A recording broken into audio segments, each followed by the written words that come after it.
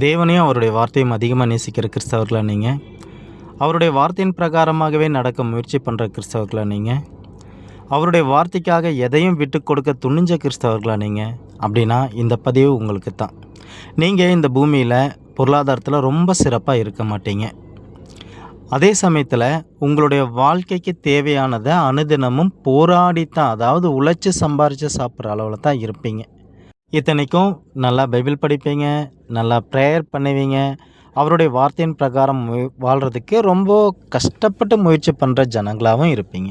அதாவது பொருளாதார ஆசீர்வாதம் மெச்சிக்கொள்கிறபடி இருக்காது. இன்னும் சரியாக சொல்லணும்னா, சரி இன்றைக்கி ஒரு நாள் நம்ம ரெஸ்ட் எடுத்து வாழ்க்கையை நிம்மதியாக என்ஜாய் பண்ணலாம் அப்படிங்கிற அளவுக்கு கூட இருக்காது. இன்றைக்கும் வேலைக்கு போனால் தான் நம்மளுடைய குடும்பத்தை ரன் பண்ண முடியும் அப்படிங்கிற சூழ்நிலையில் தான் நம்ம இருப்போம். உண்மை தாங்க. இத்தனைக்கு நம்ம பைபிள் நல்லா படிப்போம், நல்லா ப்ரேயர் பண்ணுவோம். அவருடைய வார்த்தையின் பிரகாரமாக, அதாவது பரிசுத்தமாக வாழ நம்மளால் முடிஞ்ச எல்லா விதமான முயற்சிகளையும் எடுத்துக்கிட்டு ஒரு நல்ல கிறிஸ்தவர்களாக ஒழுக்கமுள்ள ஜீவிச்சிட்ருப்போம்.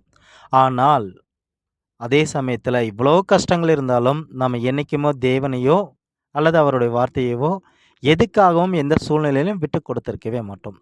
சரி, இப்படி இருந்தாலும் நம்முடைய ஆசீர்வாதங்கள், பூமிக்குரிய ஆசீர்வாதங்கள் அப்படியே தான் இருக்கும். ஆனால் பேருக்கு மட்டும் கிறிஸ்தவர்கள்னு பேரை வச்சுக்கிட்டு, சர்ச்சுக்கு போகிறப்ப மட்டும் பைபிளை எடுத்துக்கிட்டு போயிட்டு, அங்கே கூட பைபிளை ஓப்பன் பண்ணாமல் வந்து வீட்டிலேயே வச்சுட்ருக்கிற கிறிஸ்தவர்கள் ரொம்ப செல்வ செழிப்பாக, ரொம்ப ஆடம்பரமான வாழ்க்கையில் ரொம்ப சுகபோகமாக இருப்பாங்க.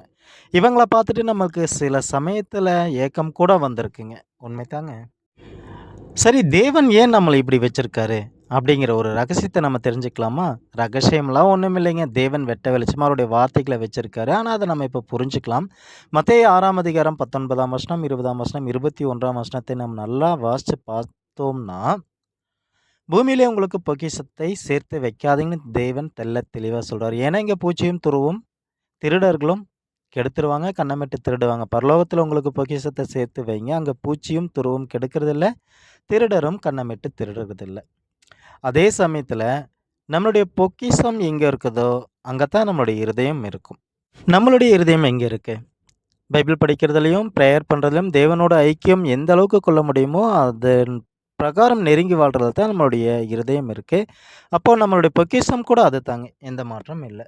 அப்படின்னா பூமியில் வாழ்கிற நாள் ஃபுல்லாகவே நம்ம இப்படி கஷ்டப்பட்டுட்டு தான் இருக்கணுமா அப்படின்னு ஒரு அதிர்ச்சியோடு கேட்டோம்னா, கண்டிப்பாக பதில் உண்மையிலேயே அது தாங்க. ஆமாம், பூமியில் நம்ம வாழ்கிற நாட்கள் எல்லாமே கஷ்டமாக தான் இருக்கும். ஏன்னா யோவான் 18ஆம் அதிகாரம் 36ஆம் வசனத்தில் நம்முடைய ரட்சகர் சொல்கிறாரு, ராஜ்யம் இவ்வளவுக்குரியதல்ல. அப்போ பரலோகத்துக்குரிய ராஜ்யம் நம்முடைய கர்த்தருடைய ராஜ்யம். அப்போ பரலோக ராஜ்யத்தில் நம்ம எப்படி இருப்போம் அப்படின்னு சொல்லி நம்ம பார்த்தோம்னா, வெளிப்படுத்தின விசேஷம் 5ஆம் அதிகாரம் 10ஆம் வசனத்தில் எங்களை ராஜாக்களும் ஆசாரியர்களும் ஆக்கினீருங்கிற ஒரு வசனம் யாருக்கு பொருந்தும்னா, இன்றைக்கி பூமியில் கஷ்டப்பட்டுட்டு இருக்கீங்க பார்த்தீங்களா?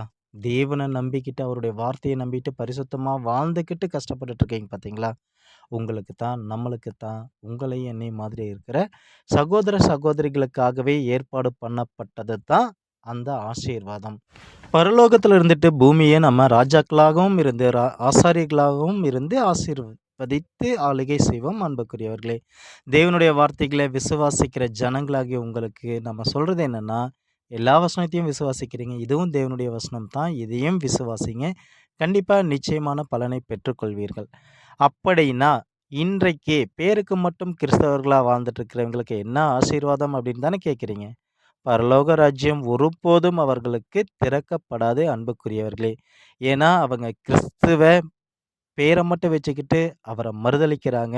இதை பற்றி உங்களுடைய கருத்துக்கள் வரவேற்கப்படுகிறது, உங்களுடைய சந்தேகங்கள் வரவேற்கப்படுகிறது, உங்களுடைய கோபங்கள், உங்களுடைய கேள்விகள், உங்களுடைய எதிர்ப்புகள் அனைத்தும் வரவேற்கப்படுகிறது. இதற்கான தகுந்த பதிலை உங்களுடைய கேள்விகள், உங்களுடைய எதிர்ப்பு எதுவாக இருந்தாலும் தேவனுடைய வார்த்தையின் மூலமாகவே உங்களுக்கு பதில் சொல்லப்படும் அன்புக்குரியவர்கள்.